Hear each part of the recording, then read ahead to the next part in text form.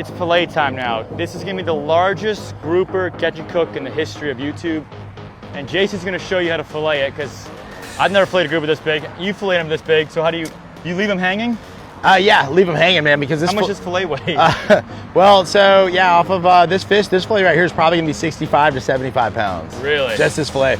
So yeah, if you're trying to cut them when they're laying down on the ground, you can cut, which is, you know, if you're using big black groupers, 50, 60 pound black groupers and stuff, you'll put a little slit in the skin here. You'll have one of your buddies put their fingers in there and lift it up as you're chopping it as it's laying down. With this guy, it's physically too big. You imagine bent over, picking up 75 pounds for 15 minutes, ain't gonna happen. So I found the best way to do it is have them hanging like this. All right, so as we cut this fillet away, it's gonna wanna tear. As there gets a certain amount of weight on that, it's gonna wanna tear the meat. So instead of someone having here holding it, it's better if we just lay it on top of a cooler. So as we cut this, you're gonna see this fillet lay on top of this cooler, and as we keep cutting down, it's gonna slide right onto this cooler. I found that's the best way to do it. So this would be the second biggest one I've ever cleaned. So by no means is this a guaranteed thing, but we're gonna give it a shot. There we go. How tough is that skin, Jason? Oh my gosh, it's so thick. It's so strange with the skin. It's actually similar to a cobia skin in that there's layers. Really? Of these spines. Like do see how these looks incredibly do you see all these smaller scales here? Yeah. They have layers of scales. If you look inside there, there's layers of scales. Almost like the only other critter that I know that's like this is a cobia. Yeah. So strange because they're worlds apart. But if you think about a cobia too, it's one in its own family as well. It is. So we're gonna eat this thing, and you said it tastes good? It is. These guys are really good. You're gonna be surprised by how this meat looks. Look at that meat, dude. That's beautiful. Wow. It'll make the neighbors happy. Yeah. That meat is insane, dude. Look at that. Oh my gosh. Dude, that's incredible. That looks amazing. Isn't it? Down the meat of this thing, now we're gonna go down the spine just like you would any other fish. No different, guys. Just same tools you'd use on a sheep's head or anything, just a little bigger process here, but fundamentals are still the same. Dude, I'm not gonna lie, bro. I thought the meat was gonna be more gray. That is, it's like, beautiful. That's unbelievable. It's like a giant deep water snowy grouper. And look, thing, no dude. parasites, no nothing. It's beautiful. Beautiful. Look, this almost looks like a loin. It looks like cheek meat, doesn't it here? See the striations on it? Check this out. Look at this. Look at this right here. So I called my buddy Zach from Inner Workings. He's doing our bone mount on the triple tail. I think we're gonna do a bone mount on this thing. It'd probably be the coolest bone mount ever made. Oh my gosh, I'm envious. We're gonna have to trade off every 6 months. Look at that, dude, this is fantastic work. Look at the two different separations of meat. See the color here? See from the loins? So here is your back strap, and then here is your loins. Your belly meat, your rib meat. Yeah, that rib meat is probably delicious, dude. Yeah, it's good. It's good, man. You can actually, these are so big, you can actually take these out and you can smoke them on the grill. No different than you would, like, say, a rack of deer ribs. They're that thick. They're that We meaty. started cooking the cobia rib meat, and it's delicious. Yeah. It has completely different texture in the back strap. It sure does, man. And like say, sweeter the meat, closer to the bone, right? So you're cooking that rib meat into those bones, man. You get a whole different color to it. There you go. I can't believe how beautiful the meat is, dude. Spine almost just got me in his post-mortem deal. There you go. There you go. Woo! That right there, son, is a fillet. Look at the size of that fillet. Oh. Dude, that thing's almost 100 pounds. That's insane. That's a fillet, guys. A grouper fillet. That's a grouper fillet. Right there. Guys, come check. Look at this meat. I mean, look at this right here. Look at that. How white that meat is. Look how thick that grouper fillet is. I mean, look at that. It's 5 inches thick right there. That's insane. 1, 2, 3. Oh. That's incredible. Look at that size. The fillet's bigger than the cooler. That's insane. Right. That's only one side, guys. We still got this side to deal with. This should be a lot easier this side, right? Yeah, we already got half of it off. It's warmed up a little bit. I've never filleted a fish hanging from a rope. Filleted some big tunas, but you gotta adapt it. You know, tuna you cut in half the fillet. Yeah, you don't right down that lateral line down there. Yep. Up the bloodline. I mean, you could probably do these guys this way, but what we're trying to minimize here is going through this hide, man. Yeah. I mean, this is just a knife killer. An absolute knife killer right here. So, yeah, going down this lateral line isn't really an option on these guys, but man, look at that. Look, we peel this back, look at this. That's unbelievable. Golly. Freaking, looks like cheek meat, right? It's unbelievable. That back strap's just insane. It really is. I mean, guys, look how big the eyeball is. Look how big the head is. I mean, the head probably weighs 80 pounds. More. Some of these bigger fish, any bigger fish you get, it's gonna be high in your heavy metals and stuff, but that's with anything, big groupers, anything that's been a long time in the water, a long time alive out there is gonna accumulate those toxins because they never go out of them. Dude, look at that, no miss meat. Look at that. Fantastic work, Jason. Better lucky than good. That's all she wrote right there. Look at that. Another massive fillet. Good job filleting that fish. Nice. I just want to spin this thing around, bro. Yeah, check him out. Look at that. Yeah, give him a little twirl. Show us guys, what you check got. this out right here. Look at this. This right here. You do not. If he's still alive, that will sever an artery right there. That will, with the weight of this fish, it'll go right through your skin, your muscles, and probably would hit the bone. These guys have some evil weaponry all over them. Their spines everywhere. You might look at this, you just think you have a perfect fin, but look at this right here. As you're holding this guy, if he flips, look at what comes out right here. That's razor sharp. That's just like his dorsal spines. Wow. So imagine this thing 150 miles offshore as you're holding him and he flips and that thing goes into your femoral artery. See that? Oh, that's miserable. I mean, there's no easy way to get out. Once that starts to go in you and the weight's behind it, no, but it's these things in. right here, it's in, you're done, man. So, these things are incredible. Yeah. I mean, that's a weapon right there. And if you look at the growth on these guys, look at the growth on these guys right here. These get broken. They're really interesting, man. No one really knows what these guys do. The 2 fillets in this cooler alone probably weigh 150 plus pounds. Ice them down, close that up. We're gonna head to the kitchen now, guys. Actually, yeah, we're gonna cook these this piece of fillet right here, and you guys come join us. We're here in the kitchen with Jason, guys. We got our pieces of meat right here. Dude, you cooked a lot of these things. What's the secret recipe?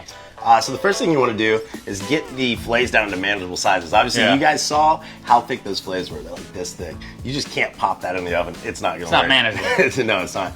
So you want to slice those down and get them into something that resembles a regular fillet, no more than about 1.5 inches thick. So that's what we've done. And now we have these beautiful little Warsaw loins, and we're going to take and we're going to bread those with this concoction of mayonnaise and lemon zest that we got mixed up. And we put some panko on there. Oh, man. That we've already got and bake it nice and crispy. And we're going to bake it with some Parmesan Romano cheese. It's going to be fire. I like it. Let's do it.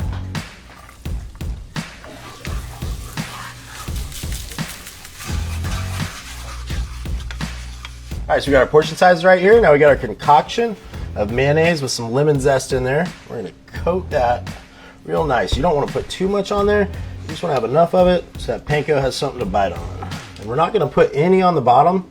So if you put it on the bottom, it's just going to end up turning into soggy bread. We don't want that. We want this stuff to stay nice and crispy.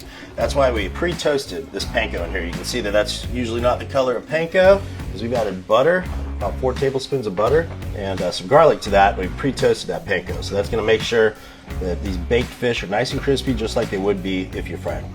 All right, now we're going to take this delicious little Warsaw chunk here.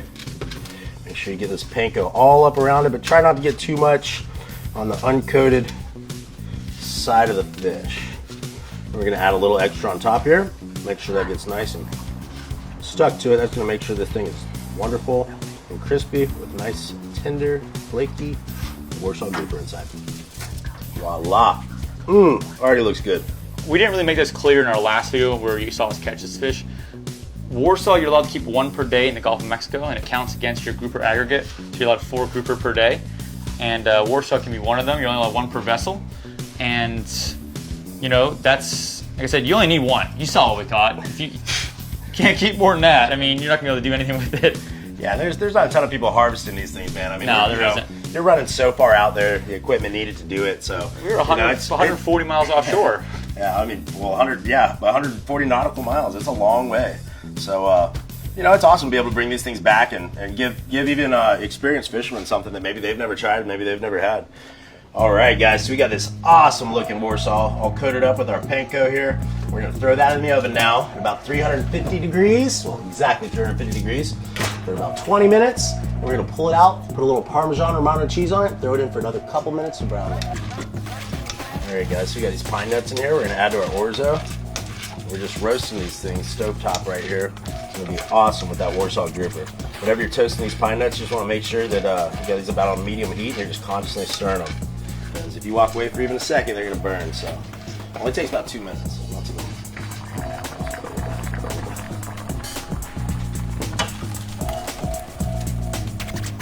Pine nuts and orzo.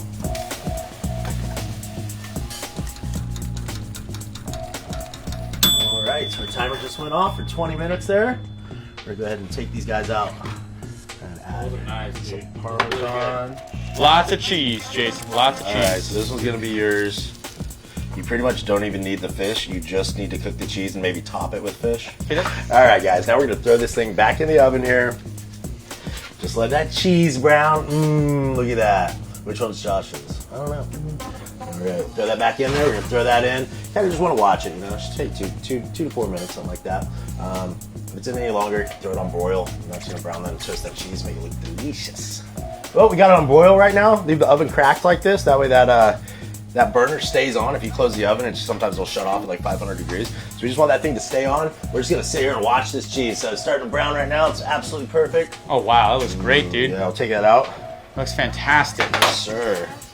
That is ready to go right there. We'll put that over some orzo with some fresh veggies. All right, guys, our fish is ready. We got our orzo with pine nuts here, some veggies. Go ahead and plate this bad boy up. I cannot wait. All right, How's Josh. the fish looking, Jason? We got your cheesy one here first. You're gonna be our guinea pig. I'm the guinea pig. All right, yum. Look at that deliciousness right there. Get some veggies. Always eat your veggies, kids. Oh, fresh lemon juice all over that thing. Looks fantastic. Let her eat. We got panko encrusted Warsaw grouper with Parmesan and Romano cheese. Parmesan Romano cheese. Orzo and fresh veggies. Yeah, orzo with roasted pine nuts. All right. Oh yeah, that's right. Yeah. Okay, I'm gonna take a bite right now. You ready? Here we go. See how good of a cook Jason really is. Let's see. Moment of truth.